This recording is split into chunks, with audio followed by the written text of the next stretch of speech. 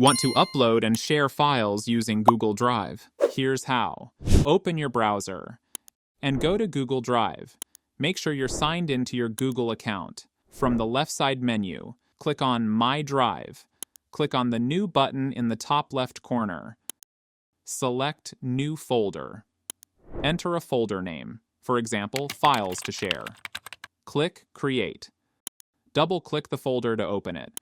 Now click New again. Select File Upload. Choose the files from your computer. To select multiple files, hold Control for Windows and Command for Mac. Once you selected, click Open to start uploading. You can see the upload progress at the bottom right corner. If you want to upload more files, click New. Select File Upload again. Repeat the same process.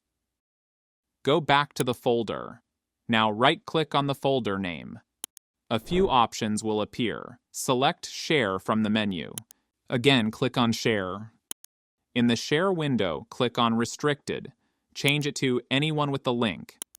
After that, choose the permission.